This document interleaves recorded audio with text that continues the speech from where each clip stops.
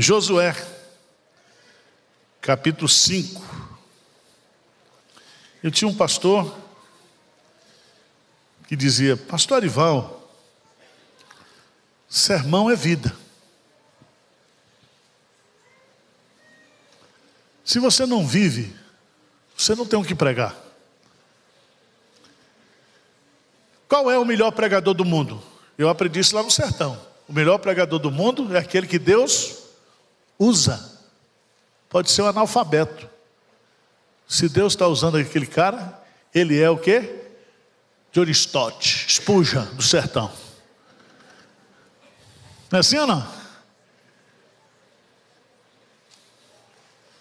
E isso é para colocar desculpa que o sermão vai ser ruim, tá?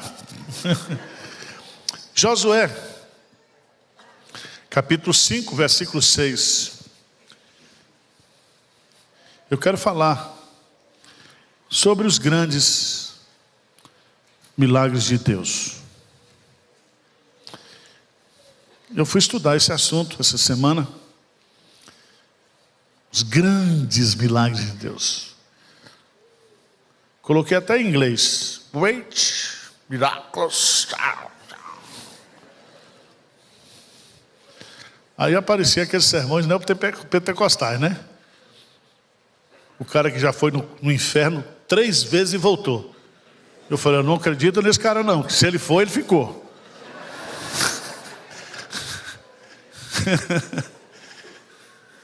Não é assim? Aí tem agora uma moda na internet, colocando criancinha para pregar. As crianças e os moleques pregam direitinho, mas tudo treinado, porque aquilo, roboticamente falando. Mas irmãos, eu queria chamar a sua preciosa atenção para Josué, capítulo 5 e 6. Eu não vou ler todo o texto, porque são 2 capítulos. Mas eu quero pontuar nesses 2 capítulos aquilo que nós poderíamos chamar de um modelo ou passos para nós experimentarmos os grandes milagres de Deus.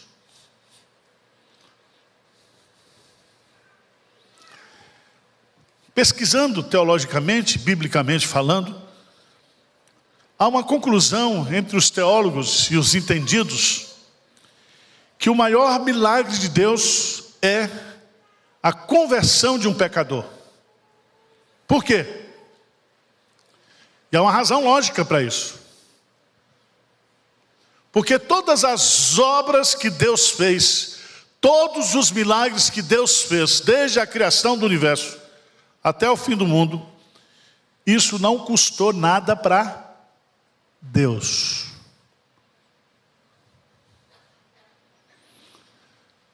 Quando Deus criou, lá em Gênesis, no princípio criou Deus os céus e a terra. Ele criou do nada. Ele não usou matéria-prima nenhuma. Ele é o Deus que diz: haja luz e houve luz. Ele diz: produza os mares, produza o campo, produza. Ele, pelo poder da sua palavra, todas as coisas foram criadas. Isso para ele não custou absolutamente o quê? Nada. Mas para que eu e você fôssemos salvos pela graça de Deus, para que eu e você nós passássemos da morte para a vida, para que eu e você pudéssemos ter todas as nossas condenações suspensas pela expiação de Cristo, isso custou o precioso sangue de Jesus. Então, o maior milagre do mundo é o milagre da conversão.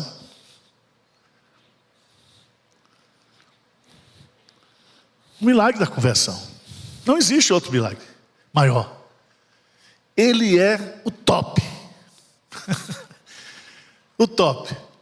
Então, João Batista não falou em línguas, falou?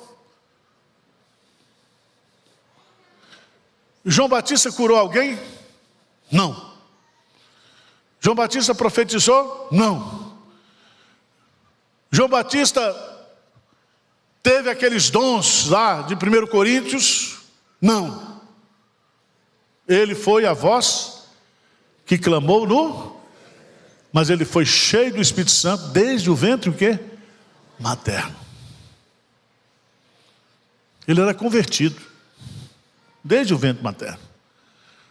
Porque se ele tinha o Espírito Santo desde o ventre materno, quem tem o Espírito Santo tem Jesus desde o ventre materno. Ele era presbiteriano, não era batista. Tá certo?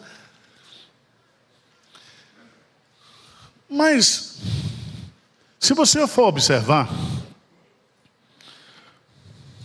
o maior milagre da vida é o milagre da conversão. O maior milagre que Deus fez é o milagre da conversão. Mas você vai observar que tudo o que acontece na vida do crente depois que ele se torna crente é um milagre. Milagres que são percebidos, milagres que não são percebidos. Eu devo ter vários anjos da guarda, porque a Bíblia diz que aos meus anjos, aos seus anjos, dará ordem ao teu respeito. Eu sou muito ruim motorista. E eu tenho uma atração muito grande por pilares, que eu não sei dar ré. Eu sou péssimo motorista. E eu fico imaginando quantos acidentes Deus já me livrou. Quantas quedas Deus já livrou você.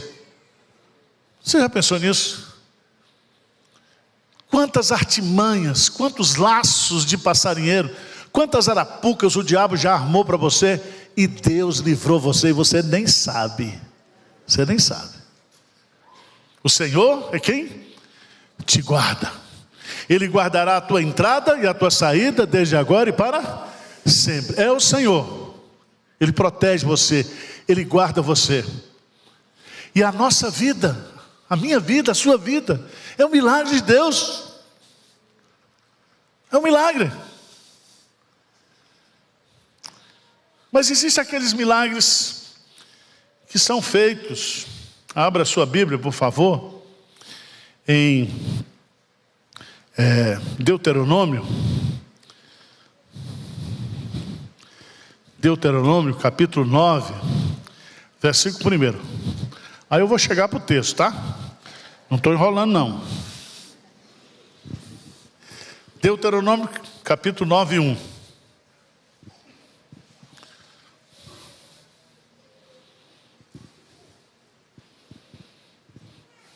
Veja bem, Deus diz assim: ouve, ó Israel, tu passas hoje o Jordão, para entrares a possuir nações maiores e mais fortes do que tu, cidades grandes e amarulhadas até os céus, povo grande e alto, filho dos Anaquins, que tu conheces e de que já ouvistes.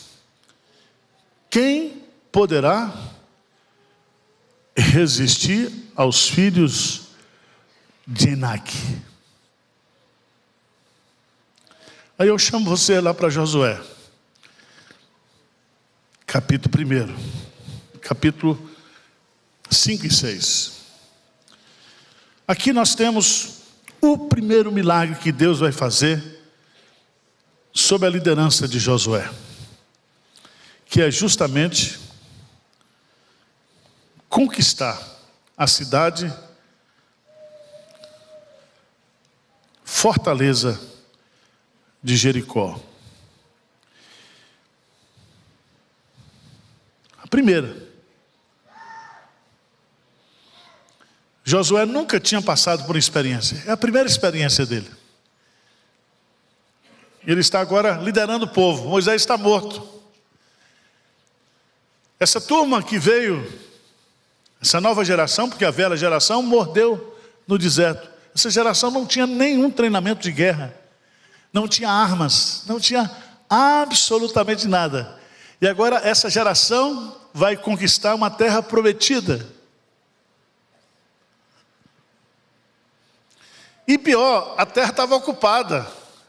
Era um MST espiritual sem treinamento.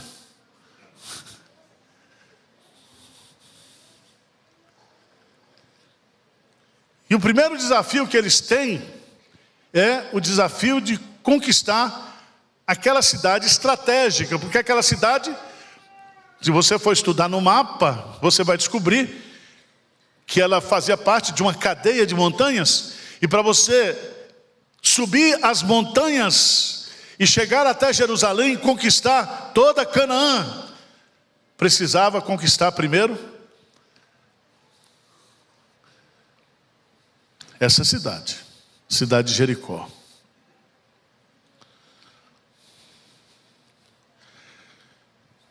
E eu quero dar rapidamente, são 19h45, 5 passos para a gente experimentar esses milagres de conquistas na vida espiritual. A primeira delas está lá em Josué, capítulo 5, por favor.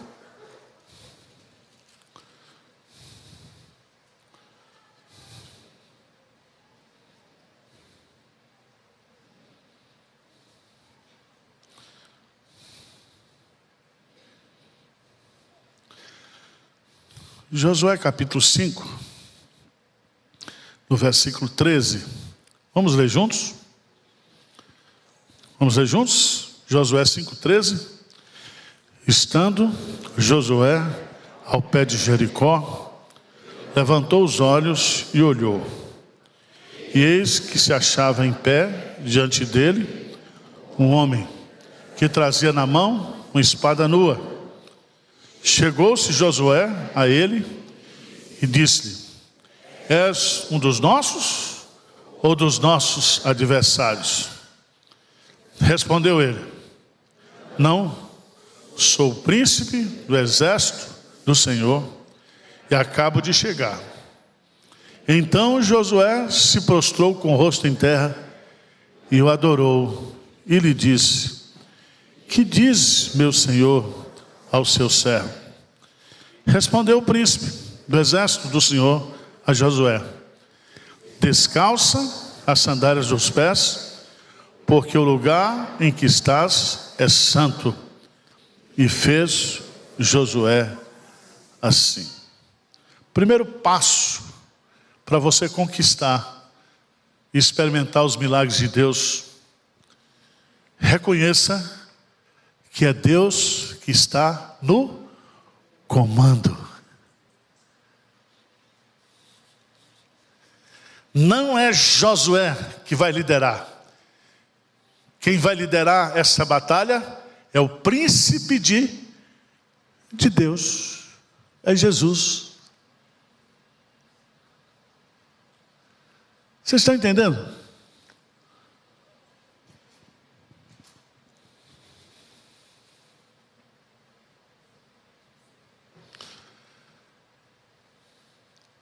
Lembra quando Deus chamou Moisés? Há uma experiência semelhante. Deus se revela na sarça ardente.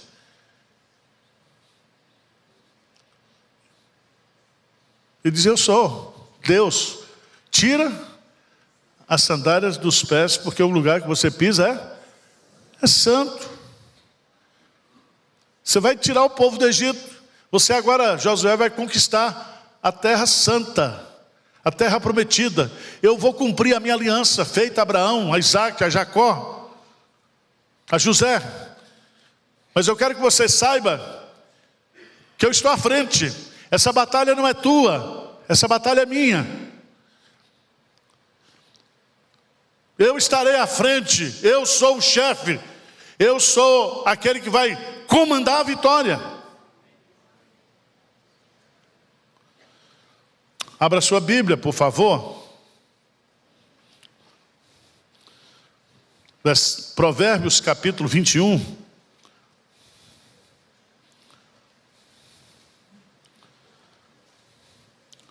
Provérbios 21, capítulo 31.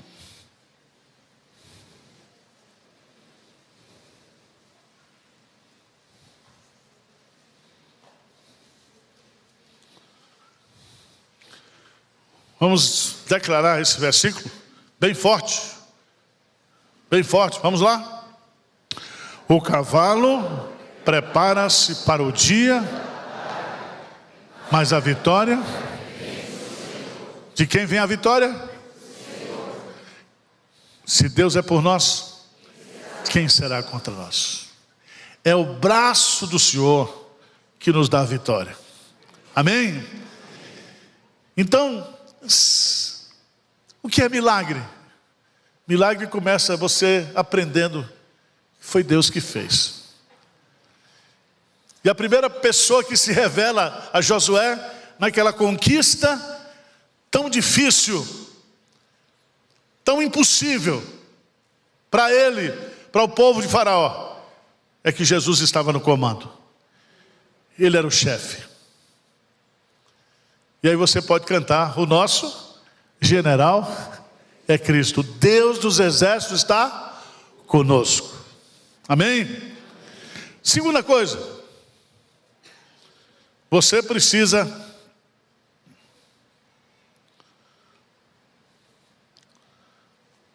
aceitar o desafio. Aceitar o desafio. E é muito interessante isso, irmãos. Porque nos versículos 14 e 15, Deus vai dar estratégia. Diz assim: no segundo dia rodearam vez a cidade e tornaram para o arraial, e assim fizeram por 6 dias. No 7º dia, madrugaram ao subir da alva, da mesma sorte, rodearam a cidade 7 vezes. Somente naquele dia rodearam a cidade o quê? 7 vezes. As estratégias de Deus, elas são completamente incompreensíveis para nós.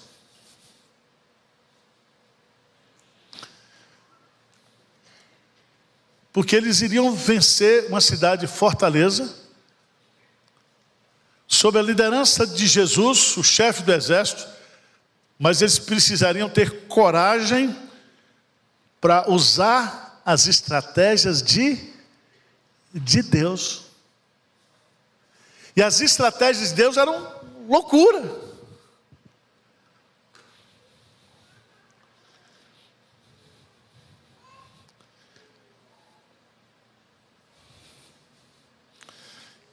Eu fico pensando assim, o maior milagre que Deus pode fazer ao converter uma pessoa é você pregar para a pessoa a mensagem do Evangelho. E a primeira coisa que você tem que dizer para ela é que ele está perdido, que ele é um pecador desgraçado. E que se ele não crê, e se ele morrer nos seus pecados, ele vai para o inferno.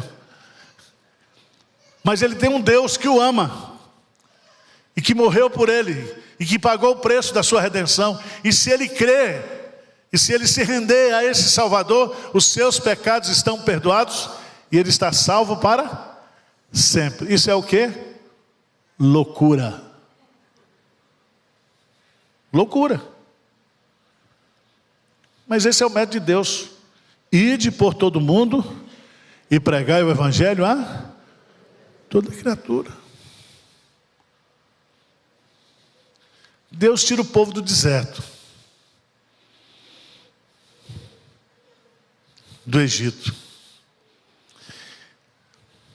2 milhões de pessoas, aproximadamente.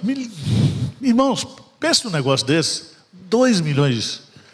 2 vezes, uma vez e meia a cidade de Campinas. Não tinha infraestrutura sanitária, não tinha infraestrutura viária.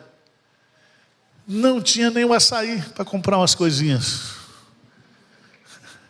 Não tinha dinheiro. Deus mandava comida do céu. Deus mandava o orvalho da manhã. Deus protegia o povo.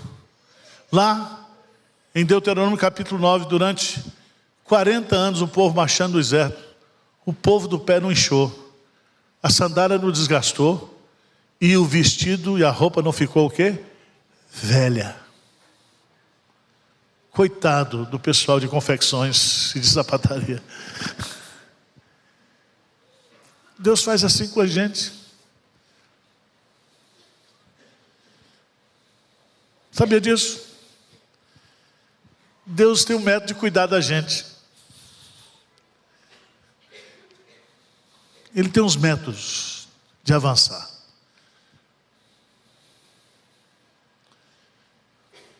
Ele muda os métodos? Muda. Ele usa outra estratégia? Usa. Para cada milagre que ele faz na vida, ele usa um método. Quando ele foi multiplicar ou transformar água em vinho, ele mandou encher as talhas de água.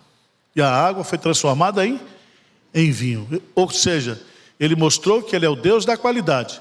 Ele transforma uma substância que não tem cor, que não tem cheiro, que não tem paladar, em algo com buquê, com cor, com cheiro, com paladar. Ele é o Deus da qualidade. E o vinho que ele fez foi melhor do que o que havia sido feito.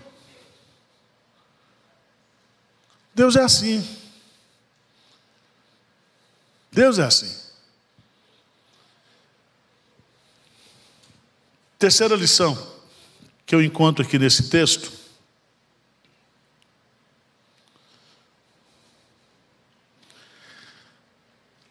Está no capítulo 6, versículo 2. 6, 2.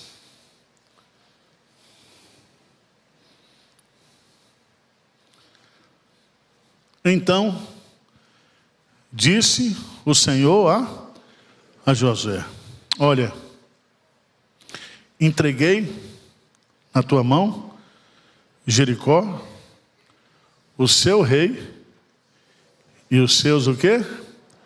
Valentes. Por que diz entreguei?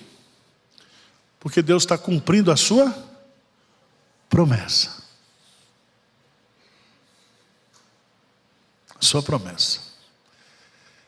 Deus prometeu a terra, Deus prometeu um nome, Deus prometeu uma descendência, e Deus está cumprindo tudo aqui.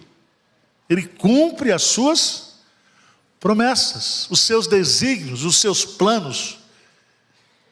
Ele cumpre na nossa vida. No tempo dele, na hora dele, do jeito dele. Mas ele cumpre. Ele cumpre.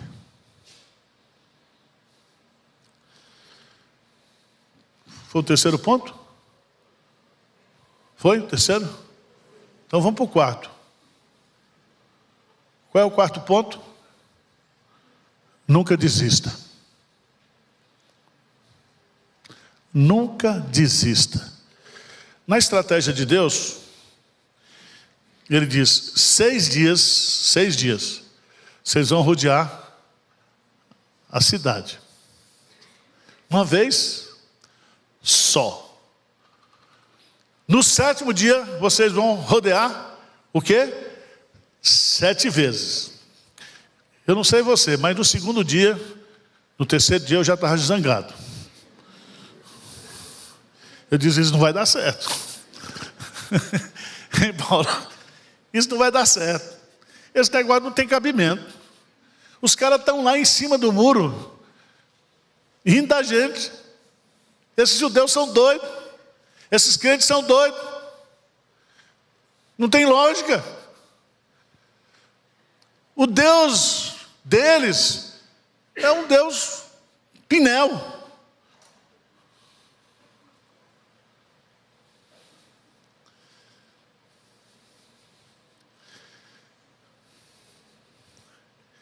Eu acho tão interessante Porque tem hora que a gente obedece a Deus, ora e piora.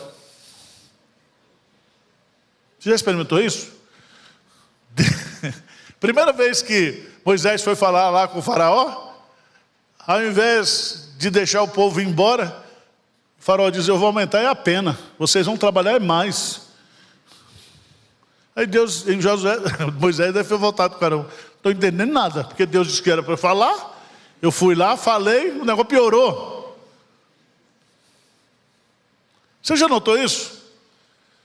Você ora para Deus curar o seu parente, a pessoa que você ama está sofrendo, você ora, ela é de Deus, piora. Eu disse: Senhor, eu estou orando para melhorar, só está piorando.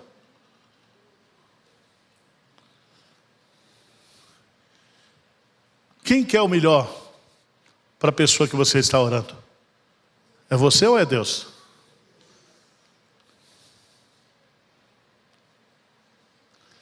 Nós somos tão egoístas. Eu falei, fiquei muito triste porque Deus levou meu pai. Eu não queria que meu pai fosse.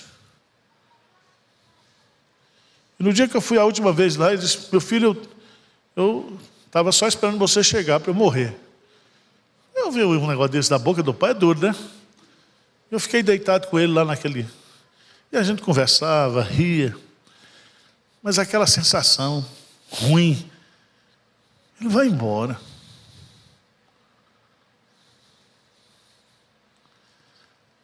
Ele vai embora, meu pai vai embora. Meu pai era o meu melhor amigo. Onde eu estivesse, ele disse: se os presbíteros encherem sua paciência, larga tudo e vem para cá. Eu falei: tá bom, meu pai. Pensa. Você está trabalhando demais. Meu pai.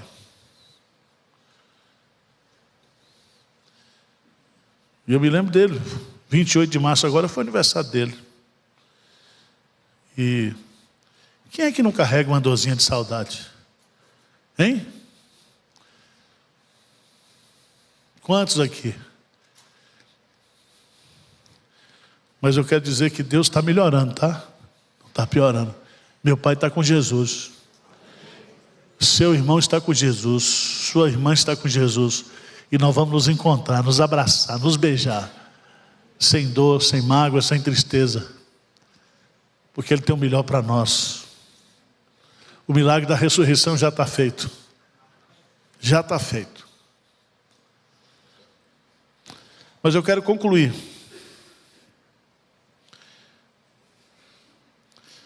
Chamando vocês lá para Hebreus. Capítulo 11. Hebreus 11.